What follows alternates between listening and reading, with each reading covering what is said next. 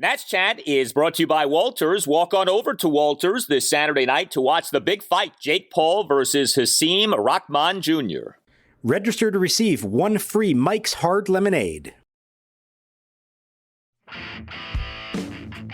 This is very simply the largest trade package we've ever seen for an individual player. The amount of talent going back to the Washington Nationals matches the amount of talent going to the San Diego Padres for Juan Soto.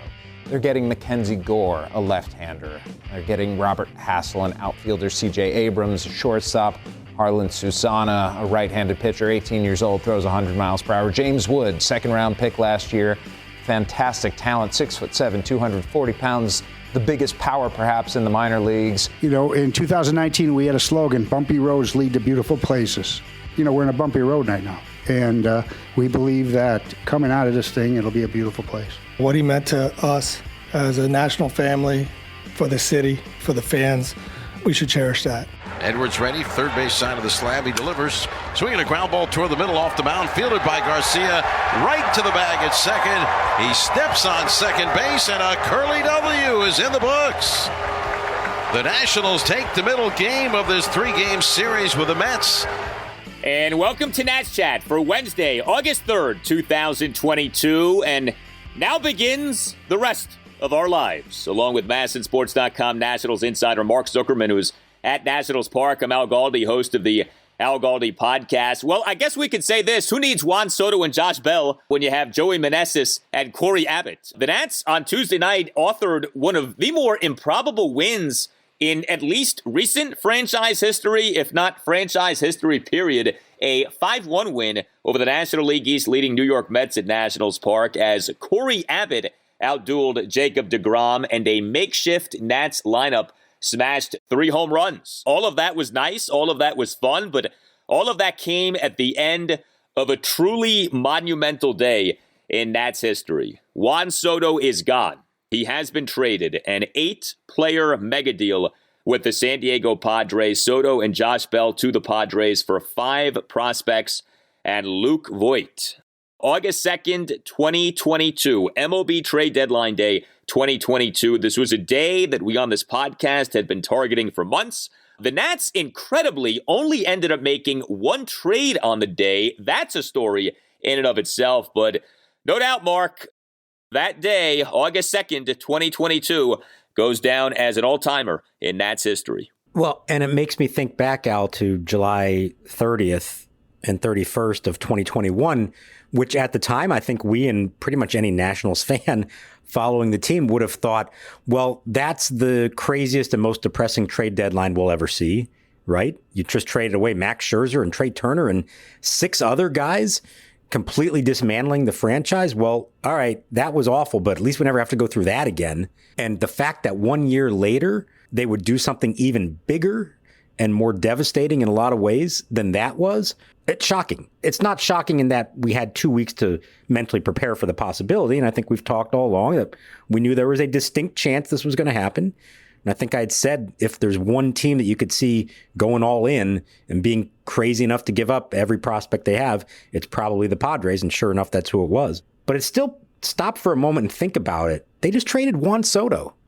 They traded 23-year-old Juan Soto with more than 2 years of control on him for 5 prospects and another big leaguer. They also traded Josh Bell, but it's hard to think of that many trades of this consequence in baseball history.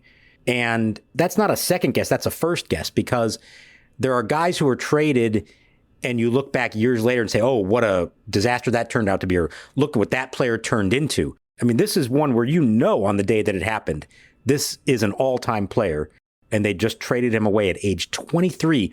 And that Juan Soto, a cornerstone of the greatest moments in this franchise, ends up being a National for only 4.5 seasons. That's pretty crazy to think about. It's crazy, it's unfortunate, and it never had to be this way. And I think for me, that's like the biggest feeling that I've had with what went down on Tuesday. This didn't have to happen. The Nats never had to do this, never had to trade Juan Soto, certainly didn't have to do it this season. This situation should have never wound up where it ended up winding up. And I think if you're a Nats fan, you really have to ask why and how. Why did this happen and how did we get here?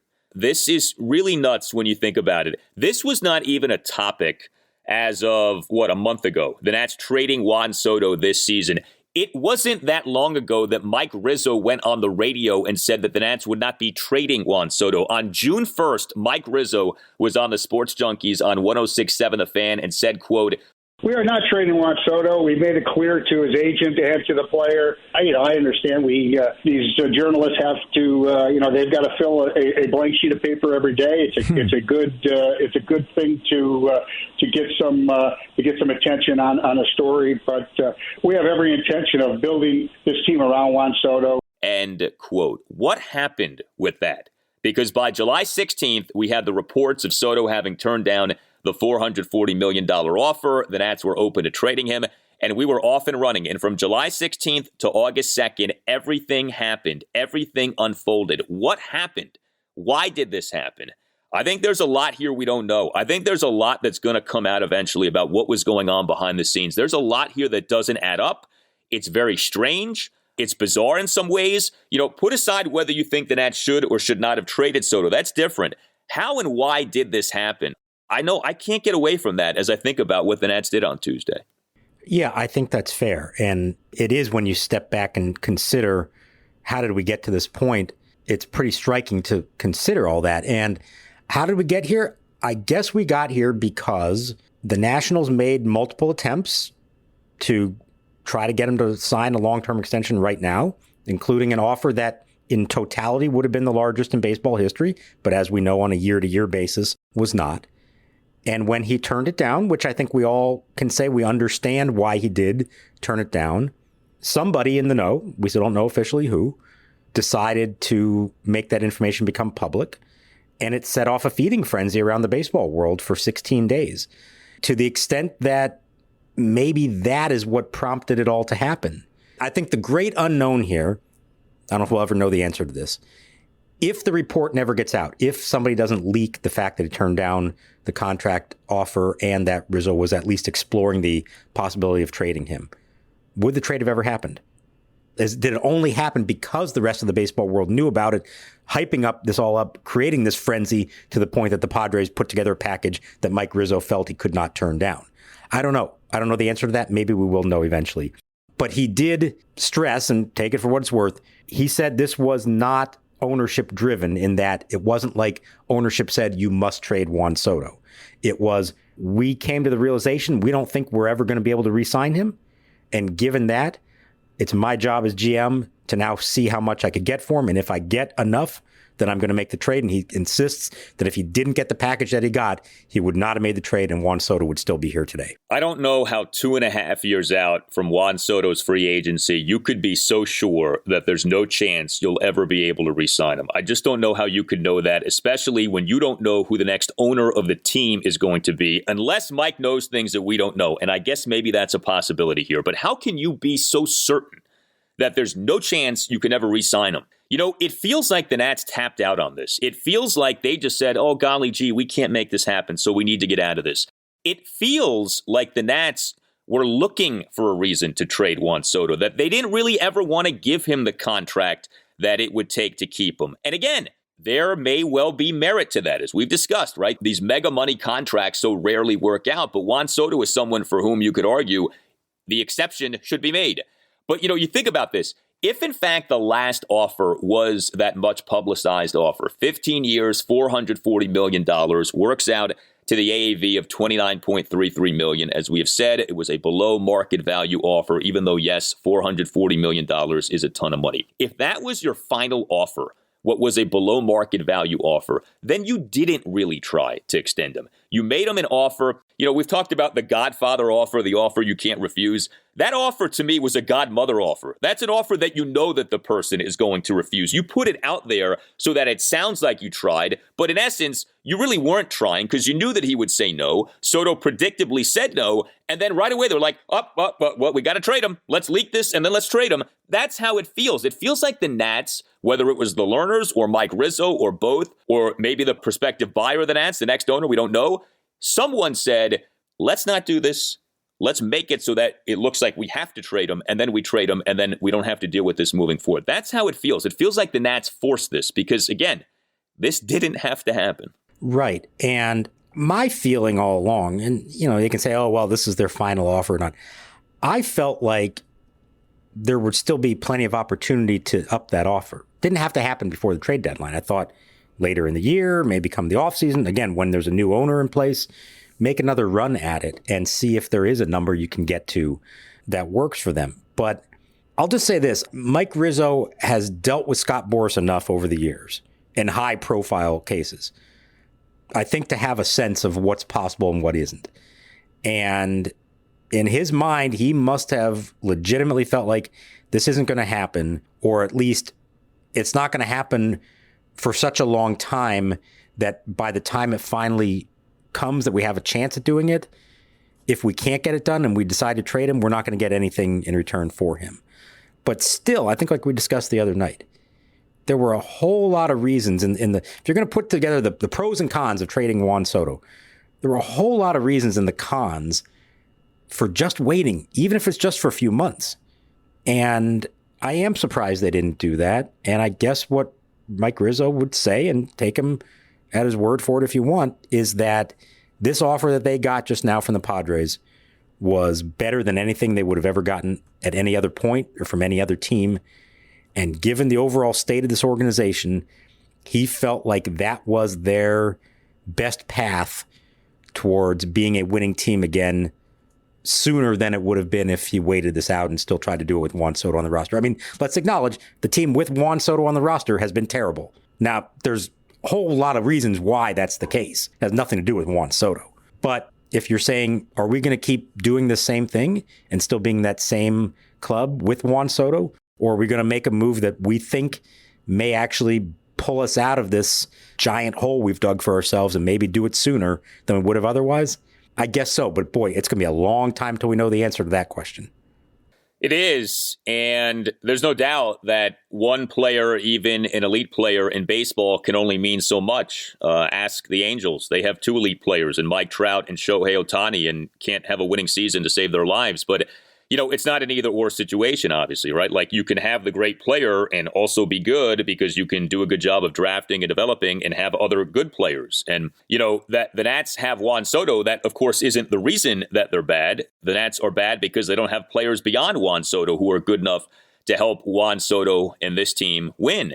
And, I do come back to something we talked about recently, which was if the state of the farm system was better, if the Nats had done a better job of drafting and developing in recent years, would this trade have happened? Was Juan Soto ultimately used as like a get out of jail free card of, well, we've been really bad for really long at drafting and developing, so let's try to expedite the process here and trade Soto and get back a horde of prospects / young players and see if that can speed things up. And, again, I just come back to like, well, why should your screw-ups in drafting and developing end up meaning that you trade away this generational talent? Like, that doesn't feel right. That doesn't feel like the way that things should be. Well, I guess this is the most important thing here because what's done is done. Soto's gone. So, that's not changing. Is the haul worthy of what the Nats did? This was Juan Soto and Josh Bell. There have been a lot of mixed reviews of this. Certainly, there's a lot of talent that the Nats got back. Nobody's going to dispute that, but in what you've seen in your conversations with people, was this truly an appropriate haul that Mike Rizzo procured for Juan Soto and Josh Bell? If, you listen to what people with the team were saying publicly and privately, so it's not just them putting on a good face for all this, they're pretty excited by it. And even some independent observers out there who follow these things were impressed by it.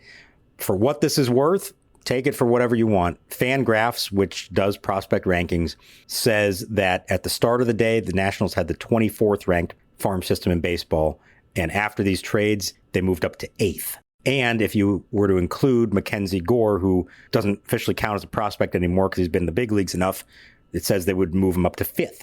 So if that's true, that's a huge change in where they were. And when you combine this trade with recent draft picks, with some of the other moves they've made, international signings and all that, I think it's safe to say the farm system's in a much different and much better place today than it was.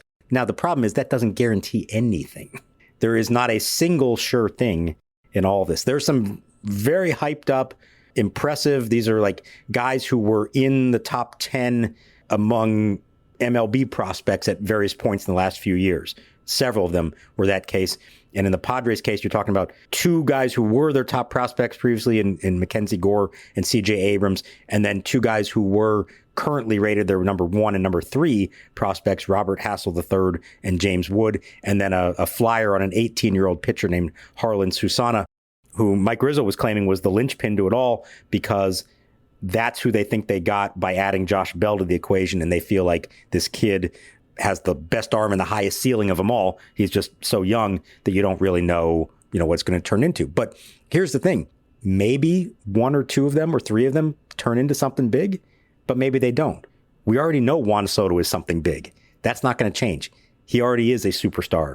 You're hoping that some of these guys can even come close to sniffing what Juan Soto was. And so, yes, this needed to be done for the organization and for their long-term development, but the shame of it is that they couldn't. There should have been ways to restock that farm system without trading away an iconic generational player. It's not either or. It never has been either or. How come the San Diego Padres can afford Manny Machado and Fernando Tatis and have this great farm system? How come a team in San Diego, California can have all of that and a team in Washington, D.C. can't, or at least doesn't right now? Like, what are the Padres doing that the Nats aren't doing? These are the questions that every Nats fan should be asking. To go through these young players / prospects who the Nats got in this trade. So you have shortstop CJ Abrams. He came into the season as the number 9 prospect in baseball per both MLB Pipeline and Baseball America. This is his age 21 season. You have starting pitcher Mackenzie Gore. He came into the season number 86 prospect in baseball per MLB Pipeline, although this was a fall off him having come into the 2021 season as the number 6 prospect in baseball per MLB Pipeline. He's currently dealing with elbow inflammation, age 23 season. Outfielder Robert Hassel III, as we speak, the number 21 prospect in baseball per MLB Pipeline, age 20 season. Outfielder James Wood, number 88 prospect as we speak in baseball per MLB Pipeline, age 19 season, was drafted out of IMG Academy in Florida, which produced Paolo Espino, by the way. But James Wood is a local, grew up in Maryland, went to St. John's College High School in Washington, D.C., and he is a big human being, 6'7", 240. And then the pitcher who you just referenced, Harlan Susana, he was the consensus number 1 ranked pitcher in the 2022 international signing class, age 18 season. Another big dude, 6'6", 235 pounds. So there are things to like with these guys. Now, last season, the fire sale ended up resulting in a good number of the players acquired being called up to the majors sooner rather than later. I guess out of these guys, CJ Abrams would be someone who might be called up sooner rather than later? Yeah, I think he'll be the first one we see, and probably in the next week or 2 would be my guess. They're sending him to Rochester for the moment, but I think kind of like they did with Keibert Ruiz last year after the trade, he spent about a week, 10 days at AAA, then they called him up and it was off and running. I think they just want to get him into the organization, get his feet wet, get to know some people, and then we're going to see him. And the interesting thing there, the belief is that he is the shortstop now of the future, so that could bump Luis Garcia to second base, which is something we've all been wondering if that would be happening at some point. So he'll be the first one.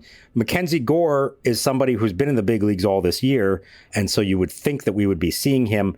Like you said, he's on the IL. He was just placed last week with elbow inflammation. They looked at the MRI. The doctors said it's clear that there's nothing structurally there. But Rizzo did say they're going to be careful with him. They're going to take it slow with him. So maybe we see him before the year is over, but maybe we don't. And I wouldn't be shocked if they just took their time there and we see him next year. But he is somebody who's going to be in their immediate plans here once he's healthy and certainly going into next season. The other 3 are much further away. Hassel is at single A, high A ball.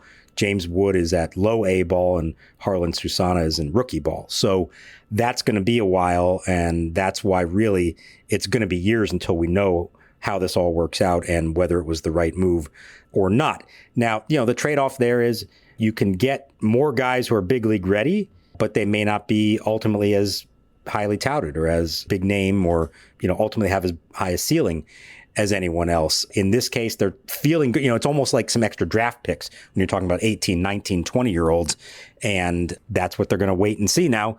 Can they do it? So you put them all together with Brady House and Elijah Green and all the others that they've picked up here recently. And there comes a day somewhere down the road where maybe they're all here together.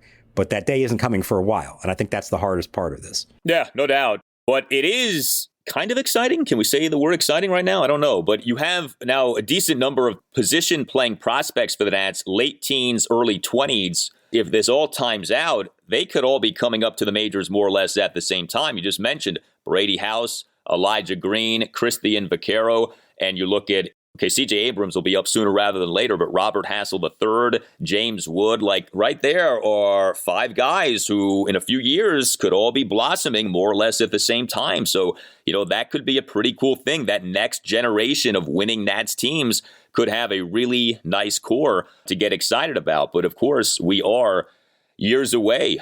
It's tough. Any notion now of a quick rebuild is out the window. And look, that notion was out a while ago. It's not like that changed on Tuesday. But, I remember when the fire sale happened last year, the conversation was, well, if this, that, the other happens, maybe the Nats are good again sooner rather than later. We know now that's not happening. The team is worse than anyone thought. A lot of the guys who already were at the majors, who if they panned out, could have expedited things, that has not worked out.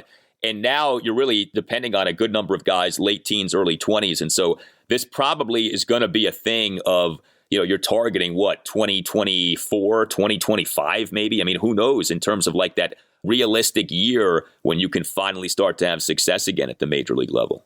Yeah, I mean, I thought 2024 was the optimistic view, and now you're kind of pushing beyond that, I would say, to 25. But the only thing I would say that could change the dynamic here, and again, this is such a huge unknown for the franchise, and until you know when an ownership change happens, and even if it's still the current ownership, there's a whole lot of money off the books. They still have Strasburg and Corbin contracts. Can't do anything about that. But the rest of the payroll is pretty empty, and there's no other long-term commitments to anybody. If whoever the owner is wants to start spending big, there is an opportunity to do that this winter, the winter after that, and you don't necessarily have to wait for all these kids to make it up. Now, is that the smart way to go? I'm not sure that is the way to do it. You would think that you save those kind of moves until your team is closer to being ready to win.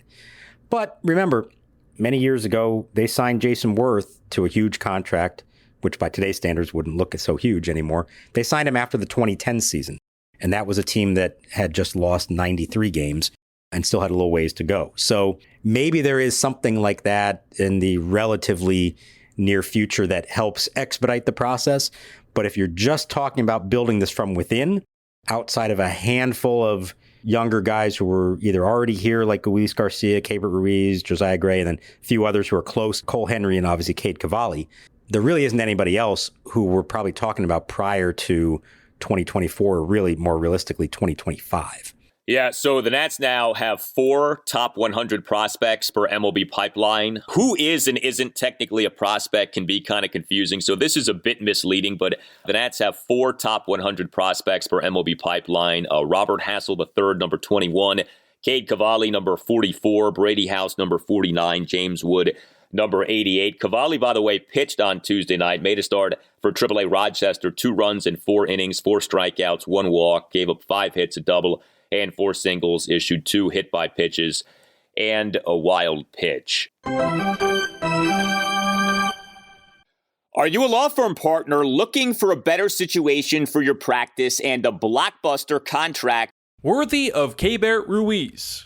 If so, you should call Mason Kalfas of Zenith Legal in Washington, D.C. He works with law firms and lawyers on finding the perfect match. No platoons, just superstars. Some lawyers switch firms because of conflicts. Some lawyers switch firms for a better platform for their practice. And some lawyers switch firms for more money. You need the Scott Boras of legal headhunters working for you, and that's Mason. Mason will work with you to find a better fit for your practice and ultimately the best deal for you and your entire team. Call him today at 202-486-3535 or check out his website, zenithlegal.com. This is an unprecedented time in the legal market, and many top firms are looking to expand. Call Mason today. Zenith Legal also works with associates and distinguishes itself on personal service. Zenith Legal doesn't just spam resumes out to law firms. Zenith Legal talks to the right people and gets your resume in front of the decision makers who matter. Whether you are a Rainmaker partner or a mid-level associate, give Mason Kalfas at Zenith Legal a call today to accelerate your career. Call today, 202-486-3535.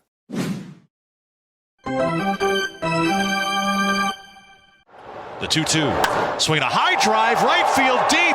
Marte looking up, and there it goes. A long home run for Garcia. Gives the Nationals the lead back 3-1. In and out of the second deck, lands down below. Beyond the out-of-town scoreboard in right center.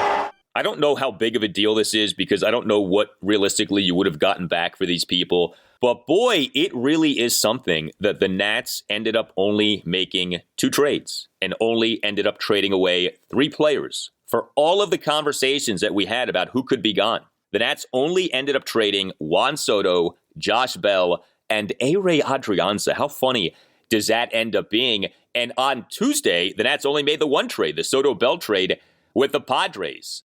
Nelson Cruz, not traded. Cesar Hernandez or Michael Franco, not traded. Not a single Nats reliever. Kyle Finnegan, Carl Edwards Jr., Steve Cishek, not traded. Now, I suppose it's possible the Nats weren't trying to trade Finnegan, but, I mean, these other guys, you got to think the Nats were trying to trade, or at least sure as heck should have been open to trading, right? Especially Cruz, and that not a single team apparently wanted any of these other players.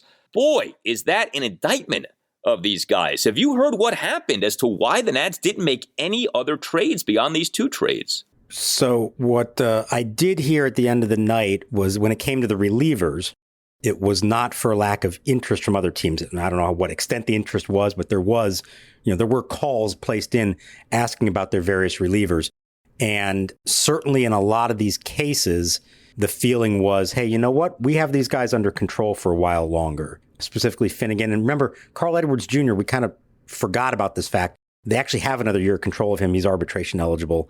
Victor Arano is a guy who's still under control. So it's really Cishek would be the primary one who's just a free agent at the end of this year. And maybe there wasn't that much interest in him. But I think they're essentially, the feeling there was, unless somebody really blew us away with an offer, let's hang on to these relievers who are controllable and who honestly have pitched really well. At the moment, that's become the biggest strength of the team, the bullpen. I don't know how long that's going to last. I don't know if that's sustainable year to year, but for the moment, that's actually what they've got, maybe more than anything else. And so they decided to hang on to them. The ones that I'm more surprised at, Nelson Cruz. Look, you're telling me there wasn't a single offer for him? They weren't going to ask for much, I don't think. Why would you keep him around even if somebody was offering a low A-ball prospect somewhere? You would think they would just go ahead and take that. But here's what's telling. Somebody pointed this out, that they had a couple of relievers come down from Rochester to be here up until 6 o'clock in case something happened. So they were prepared for the possibility. And you got to have enough players to take the field for this game. But outside of the 2 position players who they'd already announced they'd called up to replace Bell and Soto, that's Joey Meneses and Josh Palacios, they didn't have any other position players on standby. So they must have known they weren't going to trade Nelson Cruz or Cesar Hernandez or Michael Franco or anybody else. At least they had gotten the sense in recent days there's just not a market for them. And so, boy, in the end, they signed Nelson Cruz for $15 million guaranteed in spring training. And the idea was he can provide pop right now, help create a pretty good 3-4-5 in the lineup, be a good mentor to Juan Soto, and then you can turn him into something for the future. And instead, he didn't really give you any of that. He wasn't much protection in the lineup. I guess he was a good influence in the clubhouse, of course. But in the end, you still have him. And you're paying him for the rest of this year. And you're not getting anything for the future in return. And that is a big miss on the Nats' part in the end. Yes, it is. I mean, you think about the worst short-term contracts in Nats history. And look, there's a school of thought that says there's no such thing as a bad one-year contract. But the Matt Wieters deal, which I think was a 2-year deal, right? The Rafael Soriano deal was a short-term deal. Like, these are deals that stand out in terms of, like, it just did not work out at all. And this Nelson Cruz deal really has ended up being a flop of a deal. That really is something. I mean, what kind of odds could you have gotten back in March going into the season, April, that Nelson Cruz would be so bad that you can't trade him to anyone for anything come the trade deadline. Like, that really is something that's what ended up happening. I mean, it was kind of funny. The game on Tuesday night, you're looking at the lineup, right? And you see, this makeshift lineup, but there's Nelson Cruz. Nelson Cruz is still here and he's not going anywhere as this season now plays out. So yeah, the Nats did win on Tuesday night. And I don't know how much you can enjoy a game like this off the events of earlier in the day, but this was a pretty fun game if you could somehow just isolate the game and forget about everything else, which again, I'm not sure that was possible. But a 5-1 win over the New York Mets. Corey Abbott outduels Jacob deGrom. Now, that's a little misleading. deGrom was making his season debut, was actually pitching in a major league regular season game for the first time since July 7th, 2021. So, it wasn't peak deGrom, but it was still Jacob deGrom, and Corey Abbott still ended up out-pitching Jacob deGrom in this game. It's amazing, man. I mean, we see Patrick Corbin struggle every 5 games, and then you see Corey Abbott go out there and do as he did on Tuesday night, and keep this in mind, do as he did against one of the better hitting teams in the majors this season in the Mets. I mean, the Mets are legitimately a top 5 offensive team in baseball this year. The Mets came into the game on Tuesday, number 5 in the majors in team-weighted runs created plus this season. And Abbott goes out there and gives you 5 shutout innings. He only allowed 2 hits, both of which were singles, issued 2 walks into hit by pitch, recorded 3 strikeouts through 76 pitches. One of the more pleasantly, surprisingly successful outings for a Nats pitcher this season. You got to tip the cap to Corey Abbott. You absolutely do. I mean, think about everything that was going on, and now you got to take the field for this game. And on paper, this is about as big a mismatch as you're ever going to see. And I compared it to what I had always talked about being the most unexpected win in Nationals history, the most lopsided matchup ever, back in 2007 when LaVale Spigner, a Rule 5 pick who had like a 14 ERA at the time, is going up against the Twins and Johan Santana, who was in peak form at that point. And that was a legitimate outpitched the Cy Young over like 7 innings to win the game 2-1. That has stood the test of time as the most improbable win in Nationals history. This one is up there. And it's not just straight up Abbott over deGrom. It's everything else they did, the bullpen, who the contributors were offensively. But with everything else at stake, big time props to Corey Abbott and everybody else who contributed to this win. I know it doesn't mean anything in the big picture. It doesn't change anything. Juan Soto is still a Padre. This team is still on its way to well over 100 losses. They're not going to suddenly become a contender anytime sooner because of it. But if you just needed a little glimpse of something to feel good about at the end of the night, you got it, because it was a feel-good win. And there also were some young guys and important guys that played a role in it, most notably Luis Garcia. Yeah, and you saw a lineup that finally made some sense in terms of the rebuild. Luis Garcia batting in the 2 spot, Cesar Hernandez batting in the 8 spot. Can we please keep that moving forward? Can we please be done with Cesar Hernandez batting in the 1 spot or the 2 spot? I mean, really, enough, okay? Keep Luis Garcia up there. And, to this fear that I guess Davey has or other people have of, this is going to mess with Luis Garcia's mind. Really, batting in the 2 spot, that didn't seem to mess with his mind on Tuesday night. 2 for 4 with a 2-run homer and an RBI double. He and the Nats 1-run fourth had an RBI double off Jacob deGrom to the right center field gap for a 1-0 Nats lead. And then Garcia and the Nats 3-run sixth, a 1-out, 2-run homer to right field for a 3-1 Nats lead. 427 feet per StatCast. And the highlight of the homer, and I think the highlight of the night, was how Garcia reacted to that homer. And if you haven't seen it, you got to watch it, because we talked about Juan Soto pimping his home run the previous night in his final game as an ad. Boy, did Luis Garcia enjoy hitting this home run. We know that Luis Garcia is not shy. He's not bashful. He's not lacking in confidence. He hit that homer, and he admired that homer, and he deserved to admire that homer. That was some shot. It was impressive. It really was impressive, and he did admire it. And you know what? Under those circumstances, that was quite all right. Yes, it was more than Victor Robles did, and I'm sure Madison Bumgarner would have taken offense to it, but I didn't hear anything about the Mets being upset with it. And like I said, it was a good win for them and a feel-good win, but I think that's what made it more than anything. This was a really good night for Luis Garcia to step up and do something big. They needed that. as a team. He needed it individually. It's crazy to think, but he is all of a sudden one of the centerpieces of this team now, for better or worse, until they have some others who are here. It's him and Keibert Ruiz and Josiah Gray and a few others. And maybe we'll see C.J. Abrams here soon, and that could move Garcia to second base. But I thought that was actually pretty significant for him to do that on this night. And he's got the next 2 months now to maybe step things up a little bit and prove if he can be a big part of this moving forward. Hey guys, it's Al Galdi for Window Nation. Great deal going on with Window Nation right now. The back to school sale, 2 free windows for every 2 windows that you buy, plus pay nothing until 2024. Visit windownation.com or call 866-90-NATION and tell Window Nation that Al Galdi sent you and that you want the back to school sale. You want the deal that you heard about on the Nats Chat podcast. Window Nation is the best. Lower your energy bills, raise the value of your home with Window Nation energy efficient windows. You'll get an A+ in savings. Window Nation has an A+ rating from the Better Business Bureau. Window Nation installers have installed over 1 million windows in over 150,000 homes, with 96% of those homes needing no follow-up service. Window Nation does the job and does the job right the first time. WindowNation.com or 866-90-NATION. Tell Window Nation that Al Galdi sent you and say, hey, I want the back-to-school sale. 2 free windows for every 2 windows that you buy, plus pay nothing until 2024. Yeah, you're not going to pay Window Nation a penny until the Nats are good again. 2024. That's windownation.com or 866-90-NATION. That's windownation.com or 866-90-NATION and tell Window Nation that Al Galdi sent you. Meneses up there. The first pitch is blasted high and deep to right center field. Long chase going back. It's got a chance, and it's gone! Welcome to the big leagues, Joey Meneses. His first big league hit is his first big league home run into the seats in right center field.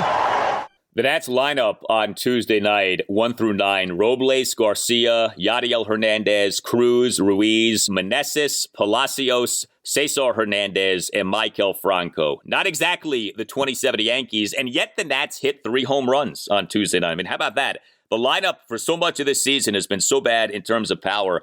Tuesday night, no Soto, no Bell, and the Nats smash 3 home runs. Garcia had one of them. Yadiel Hernandez followed Luis Garcia's homer with a homer on the next pitch as the Nats went back-to-back. But was there a better feel-good moment on Tuesday night than what happened with Joey Meneses? The Nats on Tuesday afternoon selected the contract of first baseman Joey Meneses from AAA Rochester. He, by the way, was yet another older player for the Nats at Rochester who lead the planet in 30-somethings at AAA over these last few years. This season is Meneses' age 30 season, his 10th minor league season. This is not some prospect, okay? But he on Tuesday night as an starting first baseman and number 6 batter. He was a Josh Bell replacement. He was making, Meneses was his major league regular season debut, and he homered. He went 1 for 4 with a solo homer. 1-run 7th, a leadoff first pitch homer to right field for a 5-1 Nats lead. His first career hit is a home run in his first game, 405 feet per Statcast.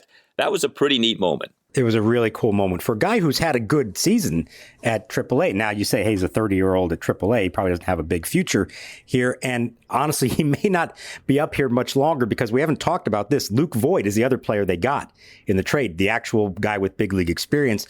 I would imagine we're going to see him in the next day or two, and he's probably going to be their primary first baseman the rest of the way, I think. And this isn't just a necessarily short-term thing. Luke Voigt is 31 years old and has 2 more years of arbitration eligibility. He's basically under contract as much as Juan Soto would have been to this point. So I think he's going to be here for a little bit, and a guy who has some history of, hitting for some power and has done some decent things. Wasn't having a great year with San Diego, but in this lineup, he's probably one of their most productive guys. But as for Joey Meneses, a really cool moment for him. He had waited a long time to get this call, didn't know if he would ever get it. When it did happen, you could see, okay, first at bat in the big leagues, you're facing Jacob deGrom, and he strikes out. Okay, well, good luck, kid. Or not kid, good luck, old man.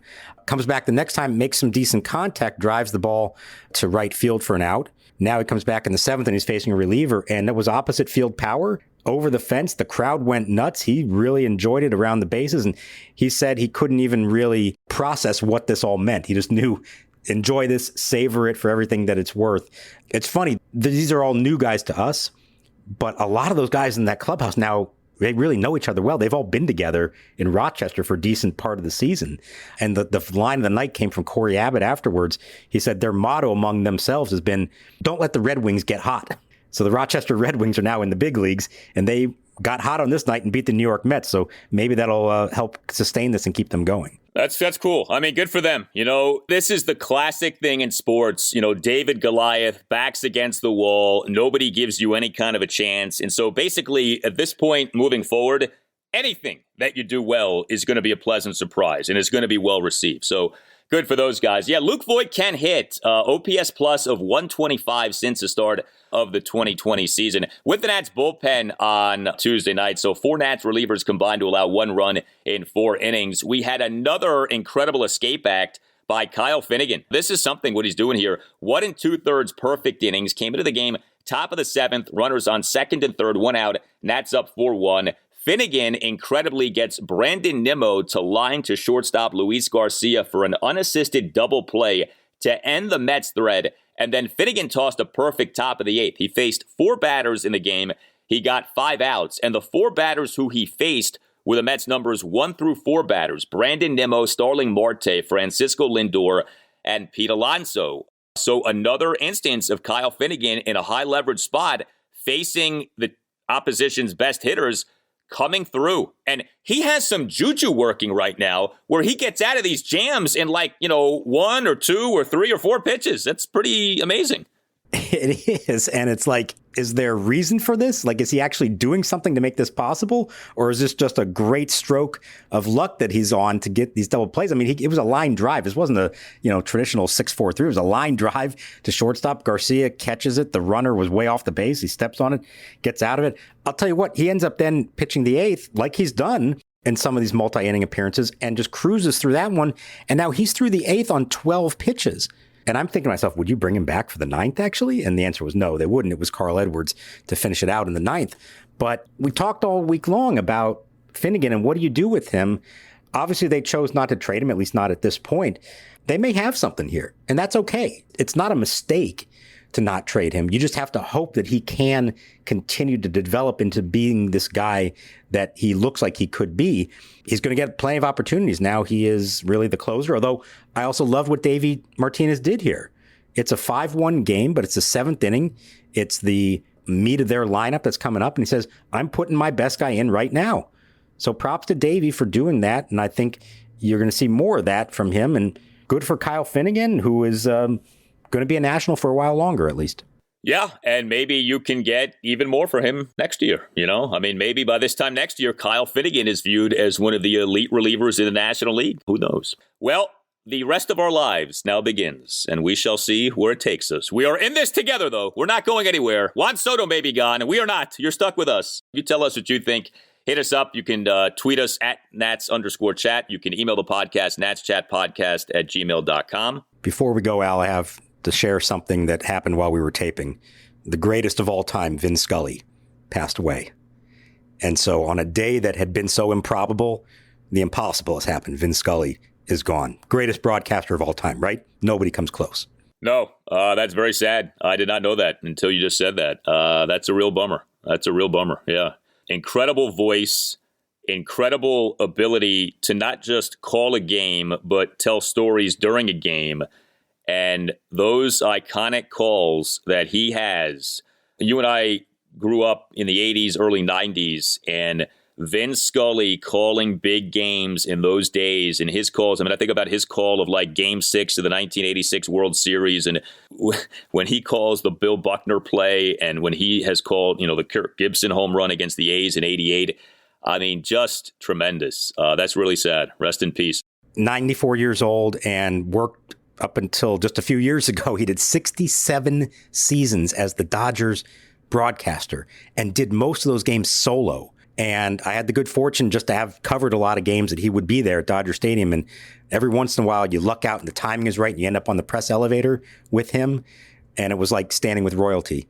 big smile on his face, always wearing an immaculately pressed sport coat, little carnation or something on the lapel.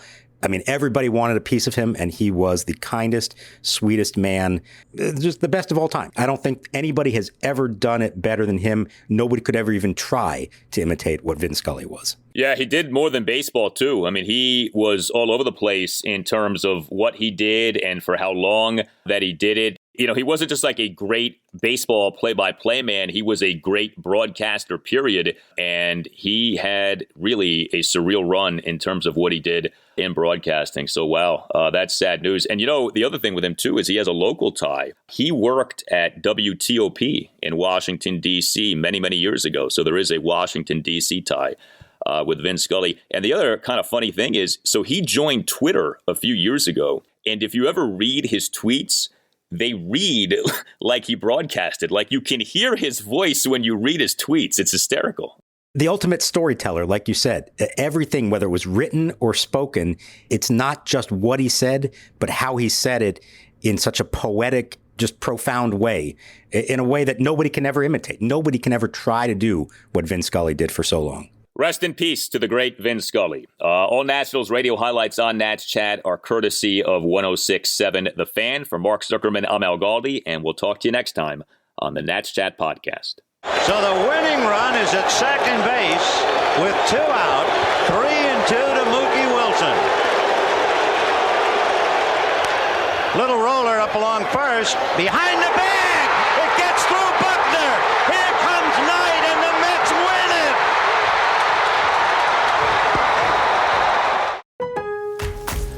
Kick off summer with Memorial Day savings at Lowe's. Right now, get 5 Scott's Naturescapes 1.5 cubic foot mulch bags for just $10. Plus, get up to 40% off select major appliances and save an extra $50 on every $500 you spend on select major appliances $396 or more. Lowe's, we help, you save. Valid through 5/28. Mulch offer excludes Alaska and Hawaii. Selection varies by location. While supplies last. See Lowe's.com for more details.